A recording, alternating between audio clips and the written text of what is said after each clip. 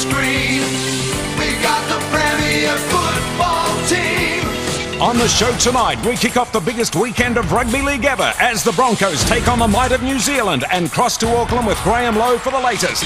We take a look at the Crushers as they launch their assault against the might of the Raiders.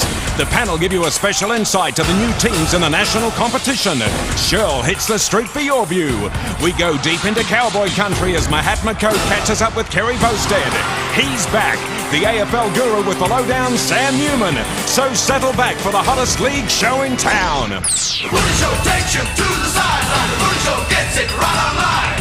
Our team is second to none.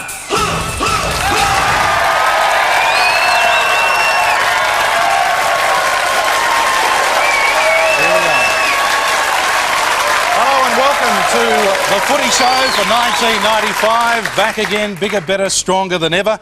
Of course, we are the original and best footy show. First of all, I'd like to welcome our friends at EMTV in Papua New Guinea. Thanks for your company tonight, and I hope you enjoy the rest of the season. And it is a big year in 1995. 20 teams, lots to talk about on the show tonight. Let's get straight into the panel. A welcome to Gary Belcher. G'day, Bomber. How's it going? Very good. It's nice to see we got someone to adequately fill that seat there. We'll leave that right alone, Badge. The newest member of our panel, Mario Finnick, the captain of the Crushers. Bomber, I look forward to working with you, mate. You're looking trim there, and I like the guy already. Tony Durkin. What's happening, Durko? Well, mate, I'll have plenty of news as usual, plenty of scoops coming along in 1995, which will be a great... Thank you, Bomber. Not a scoop, mate. Ice cream. No, that's there to catch it with when it comes out your mouth. Streets of... And we've gone to a lot of expense to get that jingle for you. Scoop Durkin, we're going to call you. Straight off the top, 2 scoops for this year. Broncos to win the Winfield Cup. Queensland to win the State of Origin. That's gone down well. No arguments here. Mark Murray joins us today. Of course, you're on the judiciary panel now, Mark, so you're in the hot seat. Yes, it's not a job I thought I'd have, Chris, but I'm looking forward to it. There's a couple of important changes there to gain satisfaction for the general public and everybody. I'm just looking at Mario over there. Just hope we don't have to make a plane ride together, Mario, later in the year. We'll just keep that. We'll keep that under hat. Over at the bar, a place where he loves to be. Shirley Strawn joins us this year. Oh, hi, mate. Just catching up on the game. No dramas. Hey, you know the AIDS Council handed out all those little swap cards and all the kerfuffle. Were they banned up here in Queensland? Yeah, sure. One of them got through. Have a look at that.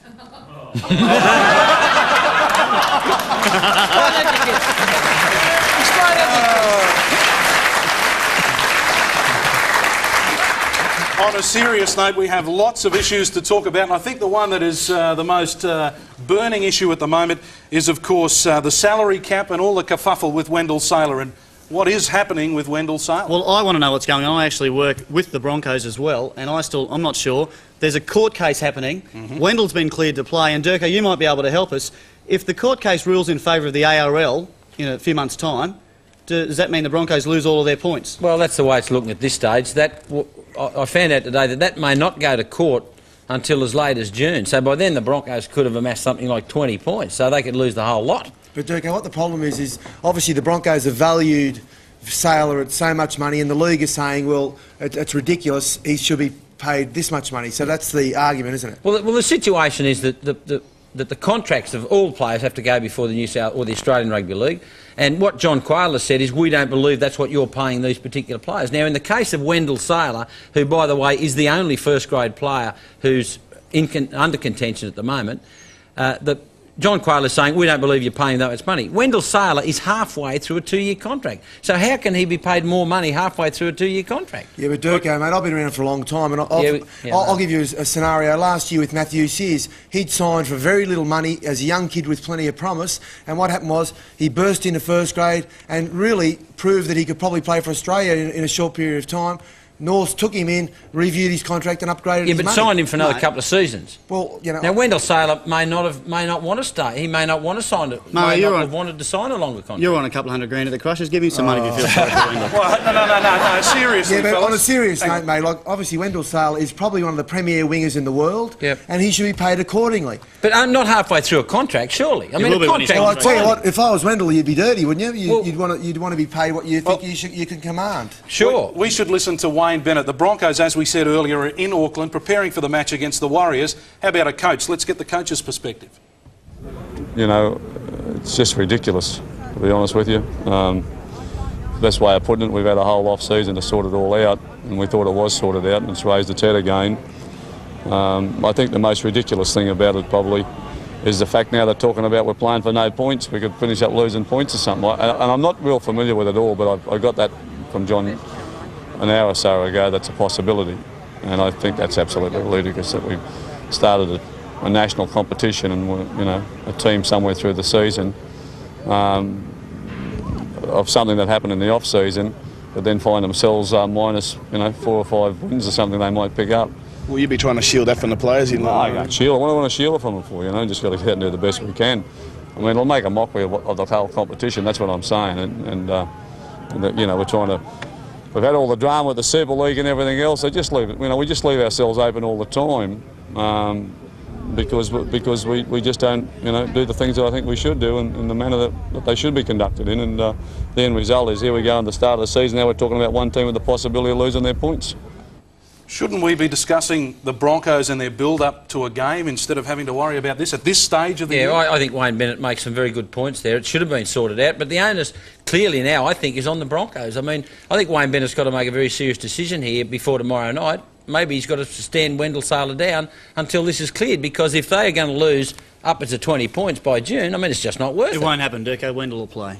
Common sense will prevail down the line between John Quayle and the Broncos, but the thing that I find hard to swallow about all of this, you get a player who's a youngster, you develop him into an international player, and then someone tells you can't play him. Something's wrong with that system. Exactly. There's a bit of a vote about that, but what do? Do you upgrade him? Are we going to go ahead and then Brisbane go over the salary cap and they get fined more? They're in a no-win situation. Well, they're certainly in a no-win situation as it is at the moment, the Broncos. And I think Mark Murray was alluding to something now which I've preached for a long time, that clubs that produce their own players should have some clause within their contracts that they can go over the salary cap to a certain amount and that not come under the salary cap, if you can understand what I'm saying. So you're better off, rather than do that, rather than bring the kids through, sign rugby union players. Absolutely, where they don't come under the salary cap. I mean, Exactly. the Crushers signed Garrick Morgan, and whatever they're paying him this year is not included in their salary cap. All right, let's move on to the expanded competition. 20 teams in there, 4 new teams. And the first of the new teams we'll have a look at is the Western Reds. In 95, Western Australian sports fans will have a rugby league team of their own. With Perth as their home base, the Western Reds are set to make an immediate impact. Now they'll get the try. Big Shields finishes it off. The Western Reds get their first try. Among their staff, coach Peter Mulholland gets his chance in the top grade with former St George utility Brad Mackay the skipper. Others to head west, international Mark Geyer and the seemingly ageless Mick Potter. The Reds are hoping to emulate the feats of other WA sporting teams, AFL's West Coast Eagles the prime example. Some great names have graced the Wacker, and this year some of the best that Rugby League has to offer will do the same. There they are, the Western Reds. How do you rate their chances, Mario? Well, they've acquired a very astute coach in Peter Mulholland. I spent some time with Peter. He was the reserve grade coach at North Sydney. He's a very astute coach and has a great knowledge of the game. He's recruited some very good players with guys like Jeff Doyle and James Grant, and obviously they've got a very strong forward pack with players like Rodney Howe from Newcastle, and the big question mark over Mark Geyer. He's a great player, but you know, will he produce the goods for the Western Reds? And players like Brad Mackay, I see them as being a very competitive side, and throw in the fact that they're playing at the Wacker and side's going to have to travel there. That is going to work in their favour. All right, of course, your team, the Crushers, is another of the new teams. Let's have a look at a profile on them. They may be old favourites in new jumpers, but experience is priceless in the Winfield Cup cauldron, and the South Queensland Crushers have plenty of it, earning the nickname of Dad's Army. In addition to the familiar faces, there's a healthy injection of youth and a fair pool of rugby blood. Among the rah-rah recruits headed for Suncorp Stadium are former Wallabies Anthony Herbert and Garrick Morgan. Other key signings include former Broncos Mark Hone, Chris McKenna and Trevor Gilmeister, and the brilliant but unpredictable Dale Shearer. Among the staff, long-term Queensland Origin manager Dick Tosser-Turner, who's the chairman, Darryl Vandervelde, the chief executive, and although a relative newcomer to coaching, Bob Lindner is one of the most determined men ever to play the game. Well, Badge, you've had a close look at the Crushers. What do you think? Well, I think it'd be fair to say they're still experimenting, and their pre-season form has been fairly ordinary, to be quite honest. And the selection of Anthony Herbert at fullback, where he's never played in league, and Craig Tevan at halfback, I think you could honestly say Bob Lindner is still trying to find the right combination for the season opener. It's going to be tough. They haven't even got their best side on the paddock. They've still got injuries to some real key players for the season: Wayne Collins, Dale Shearer, Chris McKenna, John Jones. If they get their best side on the paddock, I think they're going to trouble a lot of sides, particularly here at Lang Park. But early in the season, it's going to be pretty tough for them until they get their full side back. All right, so you reckon they'll do it a bit tough? I think, and to give you a tip, I reckon they'll probably finish around 12th in the comp. All right, another of the new teams, of course, is the Auckland Warriors, and the Broncos will face them tomorrow night. From across the Tasman, the message is clear. Yeah, the Warriors are coming in 95. The Warriors will give the Premiership an international flavour this season. Auckland is their home base, and the Kiwis are ready for Rugby League, so the Winfield Cup had better be prepared for them. Thompson in space, pulled down, got it away. That's the win three-quarter over. Great play, Stephen. They built up a strong team off the field and have Dean Bell to lead them in their debut season. Included on their books, Aussies Greg Alexander and Phil Blake, Englishmen Dennis Betts and Andy Platt, as well as a host of Kiwi internationals.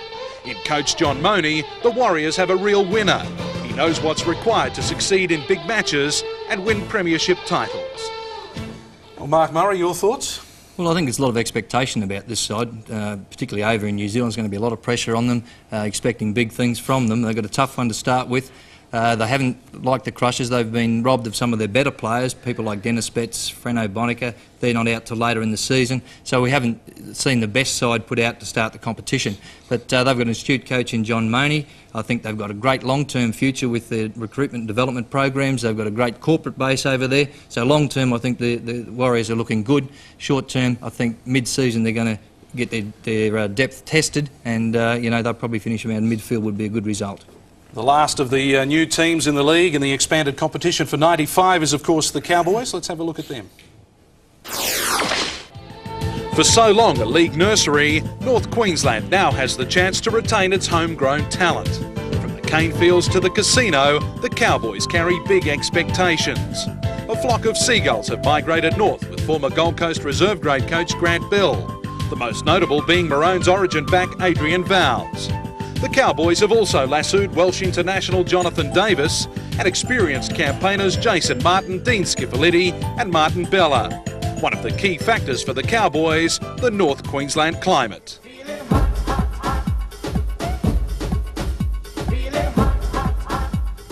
One thing is for sure, they'll be tough to beat on home turf at Stockland Stadium, the former Willows Paceway transformed from a trotting track to a league venue with a capacity of 22,000. Well, Durko, what's the scoop on the Cowboys? Well, no scoops. I don't think they'll finish with a wooden spoon. I think they'll finish ahead of probably 3 or 4 other sides in the competition, but they'll certainly do it tough. I think their biggest plus is their coach, Grant Bell. Very underrated, inexperienced, but a very, very good judge and a very, very good coach. Like a lot of the new clubs, they haven't been able to buy a lot of big-name players, but there is some experience there, and that renowned North Queensland nursery, I think, will come through, but not quite in the early years. I think one of their pluses is they're going to be playing at home on Saturday nights. I think they'll ambush a few teams up there. I reckon they'll finish about 16th. That's a fair rap. Well, it's not last, is it? I mean, everyone's saying they're going to get the wooden spoon. I don't think they will. All right, well, that's our look at the 4 new teams of the 1995 Winfield Cup. Time now for our Plays of the Week. By entering the Travelland Play of the Week, you could win a trip to Sydney to view a game of your choice up till the end of August. All you have to do is vote for one of the following plays. Play A, Jason Taylor Norths. Around Carter, weaves through, still going. Oh, he's going to score. Taylor, beautiful stuff.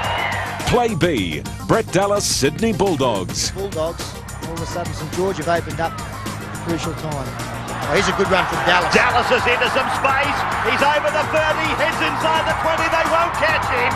Dallas, Brett Dallas, scores the try. Play C, Wendell Sailor Broncos. Start to take it away after repelling the North Sydney attack, not once but twice. Sailor somehow or other got around North Sydney, comes to Taylor, beats him, beats another, and that's an incredible run by Wendell Sailor. Play D, Jared McCracken, Sydney Bulldogs. This is a great break made by Ralph, supported there by Pay.